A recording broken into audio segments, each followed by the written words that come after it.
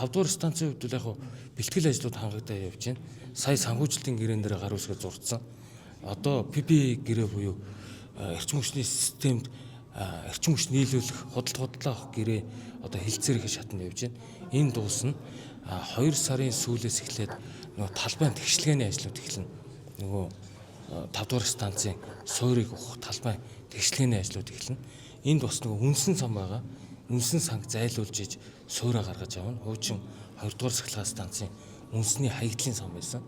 Тэгээ бид нар бас энэ хаягдлаа энэ туулын хурдны замын дүүргэлтэнд бас зарим технологи таарж байгаа зүйл байвал ингээд нийлүүлээ нэг талдаа тэр үнсийг нөгөө газар авчиж хайж яхаар 5 дугаар станцын суурийг бэлдэнгээ нөгөө талдаа туулын хурдны замын дүүргэлтэнд оруулъя гэсэн ийм байдлаар ингээд ажиллаж байна. ТЭЦ 5-д юу нэр хэр хэмжээний одоо төсөв мөнгө зарцуулахаар дэцүү гарсан байна.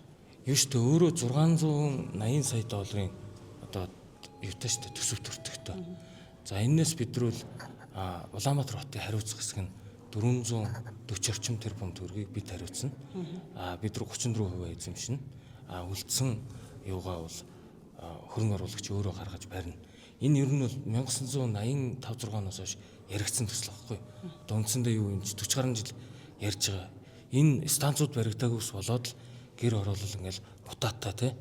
Гэр хороолол ингээд ямар нэгэн төвлөрсөн шугам сүлжээг учраас барилгаж чадахгүй байгаа гэсэн шүү дээ. Тэгэхээр энийг шийдэхин тулд бид нар ТЭЦ 5 гэдэг төслийг эхлүүлээд одоо энэ жил барилга өсрэлтийн ажил эхэлнэ. Миний тооцож байгаагаар бол 2028 он гэхэд ашиглалтанд орохоор төлөвлөгөөтэй 300 мегаватт эрчим хүч гаргана. За би одоо юуныг нь бас дулаан үйлдвэрлэл нь уур үйлдвэрлэл нь